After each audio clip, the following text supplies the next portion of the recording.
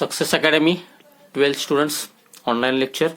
तर आपण mechanical properties of fluids ह्याच्या लास्ट पॉईंटला पोहोचलोय की ज्याच्यामध्ये आपल्याला डेरिव्हेशन काढायचं आहे. ते म्हणजे कशाचं? टर्मिनल व्हेलॉसिटीचं. माझ्यामध्ये लास्ट लेक्चरला आपण जेव्हा लेक्चर तिथं स्टॉप केलं होतं त्या ठिकाणी पॉईंट आला होता टर्मिनल व्हेलॉसिटी. आठवते? जेव्हा एखादी बॉडी काय असेल, बरोबर, एखादी बॉडी जेव्हा विस्कस लिक्विडमधून किंवा एखाद्या लिक्विडमधून एखादा स्पिअर बॉडी म्हणजे स्पिरिकल बॉडी काय होत असेल, फॉल होत असेल, तर त्याची जी मॅक्झिमम व्हेलॉसिटी अटेन होते फॉल होत असताना सुरुवातीपासून शेवटपर्यंत जी कॉन्स्टंट मॅक्झिमम व्हेलॉसिटी डाऊन होत असताना फॉल होत असताना जी त्याला मिळते त्यालाच काय म्हणजे टर्मिनल व्हेलॉसिटी. मग समजा एक लिक्विड आहे, मग लिक्विड कुठले असेल, वॉटर असेल किंवा आणखी कुठलं असेल, त्याच्यामध्ये मी स्पिअर जर खाली ह्याच्यामध्ये टाकला आणि दिस स्पिअर इज फ्रीली फॉलिंग असेल याच्यामध्ये किंवा इट इज फॉलिंग डाऊन असेल तर आपल्याला त्याची टर्मिनॉसिटी किती तो फॉर्म्युला काय करायचा आहे, डिराईव्ह करायचा आहे. त्यामुळे हा क्वेश्चन महत्वाचा आहे, तो मी सेपरेट मुद्दाम घ्यायला लागलोय. लक्ष द्या. Derive expression for terminal velocity of falling sphere through liquid. एका लिक्विडमधून एक स्पिअर फॉलिंग होत आहे, फॉलिंग डाऊन होत असणार आहे, त्यावेळेला त्याची जी मॅक्झिमम कॉन्स्टंट व्हेलॉसिटी त्याला अटेन होणार आहे पडत असताना ते म्हणजे काय टर्मिनल व्हेलॉसिटी. तीच आपल्याला काय करायची आहे, डिराईव्ह करायची. चल, मग त्यासाठी जी डायग्राम आहे ते मी तर ऑलरेडी काढून ठेवली आहे. ती डायग्राम बघा. एक कंटेनर आहे, त्या कंटेनरमध्ये एक लिक्विड आहे बघा, बरोबर. त्या लिक्विडमध्ये आपण एक स्पिअर काय केलेला आहे, ह्याच्यामध्ये स्पिअर सोडलाय. हा स्पिअर कसा आहे, फॉलिंग डाऊन आहे. मग जेव्हा स्पिअर फॉलिंग डाऊन असतो त्यावेळी त्याच्यावरती 3 फोर्सेस काम करतात बघा.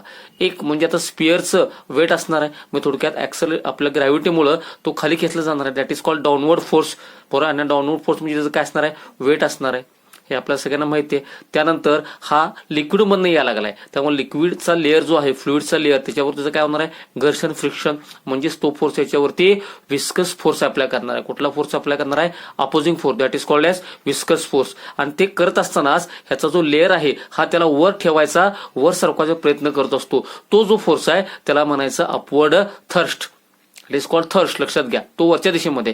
त्यामुळे वरच्या दिशेमध्ये म्हणजे when this sphere is falling down through the liquid there are 3 forces acting on it, बरोबर. 2 forces acting upward side, 1 force is acting downward side. This force that is weight of the spheres is acting vertical downward. Upward force कुठला असणार आहे, एक म्हणजे त्याचं त्या लिक्विडशी friction होणार आहे, मी थोडक्यात काय विस्कस फोर्स तो अपोज करणार आहे. आणि दुसरा म्हणजे त्याला जो फोर्स वरती ढकलायचा प्रयत्न करू, that is called upward thrust. हे 2 फोर्स वरती आहेत आणि हा फोल खाली आहे, एवढे फोर्स याच्यावरती काम करत असणार आहेत. लक्षात इथपर्यंत. आता मला सांगा, एक एक आपण बघायला चालू करूया. स्टोक्स लॉ आपण बघितलं होतं, आठवतंय? बाय स्टोक्स लॉ आपल्याला विस्कस फोर्स फॉर्म्युला काय आहे, आठवतो मला? By Stokes law viscous force equal to 6 pi इटा आर यू होता, आठवतंय? लास्ट लेक्चर झाले त्यामुळे लेक्चरची कंटिन्युटी म्हणून तर गरजेची आहे, बरोबर. Viscous force by Stokes law काय होतं, 6 पाय इटा आर यू होतं, बरोबर आहे. त्यानंतर वेट ऑफ स्पिअर, बरोबर, ते काढायचं. मग त्यासाठी काही क्वांटिटी महत्वाची आहेत बघा. आर म्हणजे काय, रेडियस ऑफ स्पिअर. व्ही म्हणजे याची टर्मिनल व्हेलॉसिटी, जी मॅक्झिमम व्हेलॉसिटी ह्याला फॉलिंग डाऊनला अटेन होणार आहे ती व्हेलॉसिटी म्हणजे कुठली, टर्मिनल व्हेलॉसिटी. त्यानंतर या ठिकाणी 2 गोष्टी महत्वाच्या आहेत, 2 डेन्सिटी आहेत. लक्षात घ्या, रो ही डेन्सिटी स्पिअरची आहे, रो ही डेन्सिटी स्पिअरची आहे आणि सिग्मा ही डेन्सिटी लिक्विडची आहे. लक्षात ठेवा, रो ही डेन्सिटी त्या स्पिअर मटेरियल ऑफ द स्पिअरची आहे आणि सिग्मा जी आहे ती कोणाची आहे, लिक्विडची आहे. ठीक आहे. वेट ऑफ द स्पिअर काढत असताना लक्षात ठेवा, स्पिअर्स वेट आपण ऍक्च्युली ग्रॅव्हिटेशन चॅप्टर मध्ये बघितलं होतं, आठवतं का बघा तुम्हाला, 4/3 पाय आर क्यूब, बरोबर. आता इथं रो येणार का सिग्मा येणार, तरी कोणाबद्दल आहे, स्पिअर बद्दल आहे. आणि स्पिअरची डेन्सिटी काय आहे, रो आहे. त्यामुळे इथं फॉर्म्युला काय झाला बघा, 4/3 pi r cube rho. R is the radius of sphere आणि रो इज द डेन्सिटी. त्यानंतर आता लक्षात घ्या, हा जो अपवर्ड थर्स्ट आहे that is also called buoyant force, it is also called as buoyant force. फक्त ऐकून ठेवा, पण इट इज अपवर्ड फोर्स आहे. हा त्याला वर म्हणजे कळतो, त्याला ढकलायला बघत असतो, वर हवेत वर उडवायला बघत असतो थोडक्यामध्ये. That is called upward force, that is called upward force. त्याला काय म्हणतो आपण, अपवर्ड थर्स्ट. त्याचा फॉर्म्युला काय बघा, 4/3 पाय आर क्यूब. आणि तो कोण अप्लाय करतं, लिक्विड अप्लाय करते. त्यामुळे ह्या ठिकाणी जो आहे तो फॉर्म्युला मध्ये डेन्सिटी कोणाची आहे, लिक्विडची आहे. लिक्विडची डेन्सिटीचा फॉर्म्युला काय आहे, सिग्मा. लक्षात आलं. त्यामुळे हे 2 फॉर्म्युले तुम्हाला दिसताना सेम दिसतील बघा. वेट ऑफ स्पिअर काय formula, 4/3 pi r cube row असणार आहे. आणि त्याला लक्षात ठेवा, हे झालं मास आणि त्याला आपण कशाने मल्टिप्लाय करतो, ग्रॅव्हिटीने काय करतो, मल्टिप्लाय करतो. सो हा झाला m इंटू जी, म्हणजे थोडक्यात स्पिअरचं मास इंटू जी, हे झालं वेट ऑफ द स्पिअरचं असल्यामुळे इथं काय येणार आहे रो. आणि अपवर्ड फोर्स जो आहे लक्षात घ्या, जो अपवर्ड फोर्स आहे त्यासाठी जो आपण फॉर्म्युला वापरणार आहे तो कुठला फोर्स असणार आहे 4/3 πr³ रो. आणि ह्याला पण आपण जीनं काय करणार आहे मल्टिप्लाय करणार आहे. कशानं मल्टिप्लाय करणार आहे जीनं आपण मल्टिप्लाय करणार आहे. कशाला हे 3 फोर्स कळाले. मग ज्या वेळेला तो टर्मिनलसाठी अटेंड करतोय, ज्या वेळेला हा फ्रीली फॉलिंग होत असताना ज्यावेळेला त्याला व्हेलॉसिटी वाढत जाते, इथं समजा 10 मीटर पर सेकंद असेल, इथं 11 असेल, 12 असेल, इथं समजा 15 मीटर पर सेकंद असं 15 मीटरच तो खाली पडतो.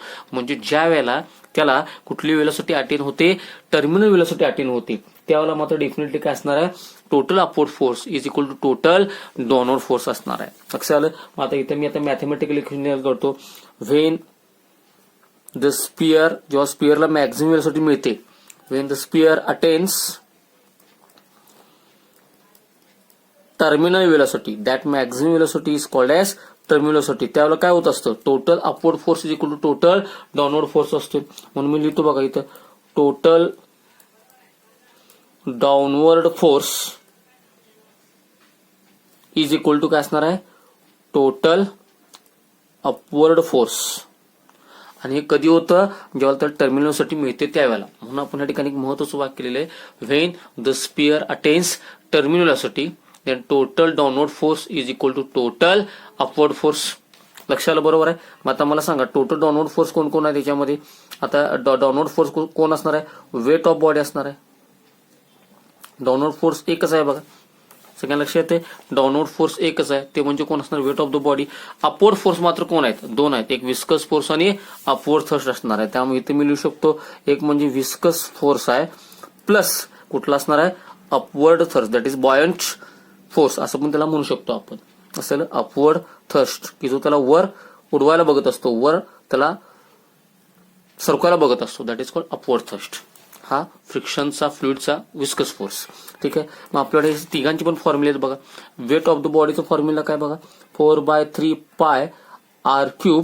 बरोबर. आता लक्षात ठेवा वेट ऑफ द बॉडी म्हणजे थोडक्यामध्ये हे कोणाचं आहे स्पिअर बद्दल आहे. बरोबर. त्यामुळे इथं काय असणार रो आणि इथं जी असणार. विस्कस विस्कस फोर्स म्हणजे कुठला फोर्स हो it is given by Stokes law 6π η/RV. Eta is the coefficient of viscosity, R is radius, V is the terminal velocity. याचा फॉर्म्युला आपल्याला डिराईव्ह करायचा आहे. प्लस अपवर्ड थ्रस्टचा फॉर्म्युला काय. आता अपवर्ड थ्रस्ट कोण प्रोव्हाइड करते लिक्विड करते, वर ढकलायला कोण बघते लिक्विड. त्यामुळे इथं 4/3 πr³ आणि लिक्विडचं काय सिग्मा आहे, लिक्विडची डेन्सिटी काय सिग्मा इंटू जी असणार आहे. लक्षात मी काय सांगितलं आपलं टार्गेट काय असणार आहे व्ही असणार आहे. मग आता एक गोष्ट मी करतो हे प्लसला इकडे गेली की मायनसला ही क्वांटिटी आहे तशी लिहितो. ठीक आहे. आता मॅथमॅटिक्स सुरू केलं 6π η/RV असंच आता इकडे नेतो मायनसला, ऑलरेडी ही गोष्ट आहे तशी लिहितो बघा मी 4/3 πr³ रो जी मायनस हा तिकडे गेलं काय होणार मायनस होणार 4/3 πr³ सिग्मा जी.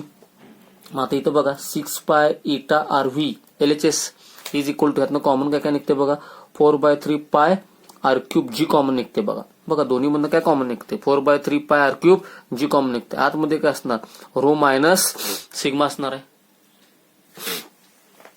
आतमध्ये काय असणार आहे रो मायनस सिग्मा. मग आता मला सांगा ह्या ठिकाणी काय करू शकते पायला पाय काय झालं कॅन्सल झालं.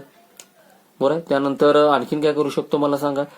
आणखीन याच्यामध्ये आता आपलं टार्गेट कोण आहे व्ही टार्गेट आहे. बरं. मग आता बाकी सगळ्या गोष्टी मी इकडे घेतो. तर मग आता काय होणार बघा v is equal to already वरती कोण कोण आहे ते मी लिहून घेतो 4/3 बरोबर आहे. त्यानंतर r³ जी रो मायनस सिग्मा आणि हे मल्टिप्लाय आहेत हे इकडे डिवाइड व्ही सोडून सगळं इकडे घ्यायचं काय काय आहे बघा 6 η/r व्ही मात्र इथं असणार. मग आता लक्षात ठेवा ह्याच्यामध्ये जर आपण केलं तर काय होणार सांगा बे दोन्ही 4 बे त्रिक 6 बरोबर. वरती 2 आणि खाली 3 तर किती होणार 9 होणार. त्यामुळे आता मी लिहायला चालू करतो व्ही इज इक्वल टू मला आता LHS सापडले. So v is equal to काय झालं बघा इथं 2 आणि खाली 3 त्रिक 9 असणार आहे. त्यामुळे इथं झालं 2/9. ठीक आहे. एक गोष्टी बघूया. त्यानंतर मला सांगा इथं r³ आणि इथं r आहे. r म्हणजे इथं +1 आहे वर गेले की -1 3 - 1 म्हणजे 2 होणार. त्यामुळे 3 - 1 म्हणजे 2 म्हणजे r². त्यामुळे इथं असणार आहे किती r² असणार आहे. वरती किती असणार आता लक्षात ठेवा या ठिकाणी r² असणार आहे. त्यानंतर जी आहे तसंच असणार, जी आहे तसं असणार. त्यानंतर रो मायनस सिग्मा आहे तसं असणार, रो मायनस सिग्मा आहे तसं असणार.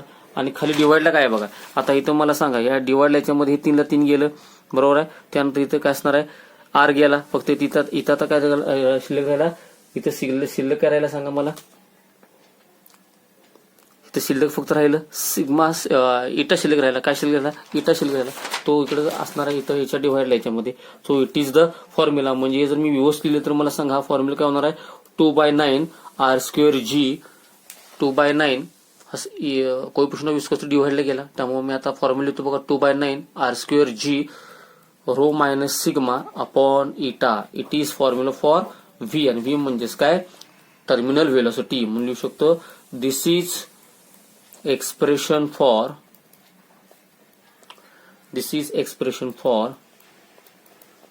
Terminal velocity. This is expression for terminal velocity. आणि मला सांगा, जर एअर असेल, आता हे कसं त्या लिक्विड मधून पडतं, इथं एअर असेल तर लक्षात ठेवा, फॉर एअरची डेन्सिटी किती असते, 1 असते. मग त्या केसमध्ये फॉर एअरसाठी फॉर्म्युला काय होणार सांगा, टर्मिनल व्हेलॉसिटीचा. फॉर एअरसाठी फॉर्म्युला काय होणार, 2/9 r²g रो हा 1 असणार आहे अपॉन इटा असणार आहे. हा काय झाला, ए साठी झाला. पण बेसिक जनरल फॉर्म्युला हा असणार आहे. R is the radius of sphere, g is acceleration due to gravity, rho म्हणजे स्पियरची डेन्सिटी, सिग्मा म्हणजे लिक्विडची डेन्सिटी, इटा म्हणजे त्या लिक्विडचं कोएफिशिएंट ऑफ विस्कॉसिटी. लक्षात सगळ्यांना. आणि एकदा सांगू दे, तर याच्यामध्ये बघा आपल्याकडे क्वेश्चन काय होता, derive expression for terminal of falling sphere through liquid. Falling sphere through liquid आहे, बरोबर. मग आता इथं आपल्याकडं याच्यामध्ये मी डायग्राम काढले बघा. डायग्राममध्ये कंटेनर आहे, कंटेनरमध्ये लिक्विड आहे, याच्यामध्ये एक आपण स्पियर खाली सोडलाय, तो दिस स्पियर इज फॉलिंग डाऊन. ह्याच्यावरती 3 फोर्स काम करत आहेत. एक म्हणजे वेट व्हर्टिकली डाऊनवर्ड, दुसरं म्हणजे फ्रिक्शन विस्कस फोर्स अपवर्ड, आणि एक अपवर्ड बॉयंट फोर्स म्हणजे अपवर्ड फोर्स की जो त्याला वर ढकलायला बघत असतो. हे 2 फोर्सेस वरच्या दिशेमध्ये आणि एक फोर्स वेटचा खालच्या दिशेमध्ये. R radius, v terminal, rho density of sphere. हे महत्वाचं आहे बघा. 2 डेन्सिटी आहेत. कशाला आपण काय सिम्बॉल वापरतोय हे खूप महत्वाचं आहे. Rho is the density of sphere आणि sigma is density of liquid. ठीक आहे. मग त्याच्यामध्ये 3 फोर्स आहेत. 3 फोर्सचा फॉर्म्युला तयार करून ठेवूया आपण. विस्कस फोर्सचा जो फॉर्म्युला आहे तो कशावर मिळतो, स्टोक्स लॉनं. कालच आपण बघितलं 6π∗RV. वेट ऑफ स्पियर, आता स्पियरचं वेटचा फॉर्म्युला काय, 4/3πr³. बरोबर. आता इथं स्पियर असल्यामुळे रो इंटू जी, मास इंटू mg, तर हा झाला m. स्पियरचा मास काय असतो, 4/3πr³ रो आणि इंटू जी. आता अपवर्ड फोर्स कोण अप्लाय करणार आहे, लिक्विड. त्यामुळे इथं सिग्मा येणार आहे लिक्विडचं, 4/3πr³ सिग्मा जे येणार.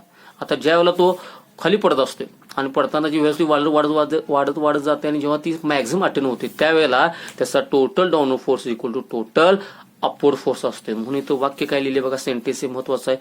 व्हेन द स्पियर, खाली पडत असताना व्हेन द स्पियर अटेन्स टर्मिनलसाठी मॅक्झिममसाठी मिळते त्यावेळेला काय कंडिशन तिथे सॅटिस्फाय झाली पाहिजे, total downward force is equal to total upward force. मात्र डाऊनवर्ड फोर्स कोण आहे, वेट ऑफ बॉडी, आणि अपवर्ड मात्र दोघं जण आहेत. अपवर्ड मात्र दोघं जण आहेत. कोण कोण दोघं आहेत, viscous force plus upward force. Weight of the बॉडीचा फॉर्म्युला लिहिला, विस्कस फोर्सचा लिहिला, अपवर्ड फोर्स लिहिला. हे प्लस इकडे गेली की मायनस, इथं उरलं 6π∗RV. हे मायनस जर केलं तर यातनं कॉमन काय निघालं, 4/3πr³ आणि इथं रो मायनस सिग्मा असणार आहे. बरोबर. मग आता मला फॉर्म्युला कोणाचा पाहिजे आहे, टर्मिनल व्हेलॉसिटी व्हीचा. बरोबर. पायला पाय काय झालं, कॅन्सल. मग आता 6η_r हे मल्टिप्लायला, हे गेले की इकडे डिवाइडला, 6η_r हे गेलं डिवाइडला. मग आता 2×2 4, 2×3 6, 2×2 4, 2×3 6, 3×3 9, म्हणजे तो उरलं 2/9. 2/9 बरोबर. त्यानंतर आरचं जर बघितलं तर खाली आर आहे, वरती r³ आहे. +1 वर गेलं, -1 म्हणजे r-1 2. तो वरती असणार आहे r², वरती असणार r² इंटू जी उरलं सिग्मा रो मायनस सिग्मा आणि खाली उरलं इटा. आणि हाच फॉर्म्युला जो आहे तो 2/9 r²g rho minus sigma density of sphere density of liquid upon eta. Eta म्हणजेच काय, coefficient of viscosity of liquid. हा फॉर्म्युला आहे. This is expression for terminal velocity. आणि हेच जर मला सांगा, आपण लिक्विडच्या ऐवजी जर एअर मधनं जर खाली पडला तर एअरच्या बाबतीमध्ये सिग्मा किती असतो, 1. त्यावेळेला तुम्ही इथं डायरेक्टली रो लिहू शकता. लक्षात. So it is the expression for terminal velocity. ही डायग्राम जी आहे ती महत्वाची आहे. लक्षात आलं. तर हा लक्षात ठेवा, हा चॅप्टर खूप मोठा आहे. यातलं तुम्हाला ह्या चॅप्टरमधलं बरंचसं तुमचं 25% मध्ये बरंचसं रिड्यूस केलेलं आहे. फक्त सांगून होतो कंटिन्युटीचं थेरम जो आहे, त्यानंतर बर्नौलीज एक्सपेरिमेंट आहे, त्याचे ऍप्लिकेशन्स आहेत, हे सर्व तुमच्या ह्या वर्षी पुरतं कोरोनाच्या बेसिसमुळे काय केलंय, रिड्यूस केले. पण जेवढं जेवढं महत्वाचं होतं तेवढं मी सगळं घ्यायचा प्रयत्न याच्यामध्ये केलेला आहे. लक्षात आलं. मी सगळी थिअरी कव्हर करावलोय. ऑसिलेशनचे आपले थिअरी प्लस न्यूमेरिकल झालते, बाकीचे आपण सगळी थिअरी कव्हर करावले. आता एक लक्षात घ्या, सेक्शन 1ला टोटल 7 चॅप्टर आहेत, त्यातले जवळजवळ आपले आता 6 झाले. जवळजवळ आपले 6 होत आहेत, म्हणजे एक तोडा राहतो याच्यामध्ये. लक्षात. म्हणून मी परवा सांगितले की आता 6 महिने झालं फीचं कुठलीच गोष्ट आपण डिमांड केलेली नाहीये. पण कुठलीही संस्था अकॅडमी असेल तर लक्षात ठेवा, त्यासाठी फायनान्शियल गरजेचं आहे. त्यामुळे कोरोनाचं ड्युरेशन ताणलं गेल्यामुळं आम्हाला ती फी आता ऑनलाईन मागवा लागते. तर 20 सप्टेंबर तारीख लक्षात ठेवा. आता बऱ्याच जणांनी पालकांनी फी भरायला पण चालू केलेली आहे याच्यामध्ये. तर 21 तारखेनंतर मात्र ज्यांची फी पुढची फी भरलेली आहे, ज्यांनी ऑल फी भरलेली आहे त्यांचा काही प्रश्न नाही, ते सगळं रेकॉर्ड आमच्याकडे आहेच. पण ज्यांनी इन्स्टॉलमेंट भरायला लागलेत, त्यांचं इन्स्टॉलमेंट मार्चच्या नंतर आलेलं नाही, त्यांनी मात्र पुढचं इन्स्टॉलमेंट भरलेलं असलं पाहिजे. कारण लक्षात ठेवा, आता आपलं ॲप येणार आहे. सध्या आपलं ॲप तयार झाले. मी पुढची गोष्ट सांगून ठेवतो, आमचं टेस्टिंग चालू आहे. आणि त्या ॲपमध्ये ज्यांनी फी भरली किंवा पुढचं फी ज्यांची भरली गेली त्यांना युजर आयडी आणि पासवर्ड दिला जाणार आहे. तेच त्याच्या आतमध्ये जाऊन तो व्हिडिओ बघू शकतात. बाकीचे बाहेरचे ते व्हिडिओ बघू शकणार नाही. आपलं स्वतःचं ॲप आता तयार आहे. हे 20 सप्टेंबरपर्यंत सगळ्यांना लक्षात ठेवा. आणि शक्यतो ऑनलाईन न फी जमा करा. त्यासाठी मी माझं गुगल पेचा नंबर आणि समजा कोणी बँक डिटेल्सनं IFSC कोडनं जर ऑनलाईन सबमिट करणार असेल तर ते पण डिटेल्स दिलेले आहेत. लक्षात येते. ऑनलाईन जर फी भरली तर मला व्हॉट्सअपला किंवा व्हॉट्सअपवरती वगैरे फोन करून, व्हॉट्सअपवरती मला ते पर्सनल व्हॉट्सअपवरती चॅटिंग करून सांगा किंवा अमित सरांना फोन करून सांगा. फीचं सगळं स्ट्रक्चर त्यांच्याकडे आहे. पण 21 तारखेनंतर मात्र ॲप चालू होत असल्यामुळे सॉफ्टवेअरमध्ये नाही आल्यानंच ते ऑटोमॅटिकली कनेक्ट होणार आहे. लक्षात आलं. आपापले व्हिडिओ बघत चला. आणि जे आम्ही होमवर्क देतोय आमचं पूर्ण बारीक लक्षात ठेवा. आमचं पूर्ण बारीक लक्ष आहे. त्यामुळं जे दिलेले काय असाइनमेंट्स असतात किंवा प्रॅक्टिस क्वेश्चन्स आहेत, केमिस्ट्री, फिजिक्स, मॅथ्स जे काय असेल ते तुम्ही सोडवले पाहिजेत. मुलांच्यात बरेच जण सोडवत नाही आहेत. कदाचित आम्ही त्यांना पुढच्या क्लासरूमच्या लेक्चरला परवानगी देणार नाही. त्यांना पालकांना घेऊन यावं लागेल. कारण आता जर क्लासेस सुरू करायची झाली तर विद्यार्थी कमी करा असा शासनाचा आम्हाला निर्देश आहे. मग ते कमी करताना मग उगाच फी बाबतीत किंवा कोणी त्यामध्ये फी भरली पण तरी पण त्यामध्ये असाइनमेंट करत नाही, अशांना मात्र आम्ही डिलीट करणार. लक्षात आलं. ठीक आहे.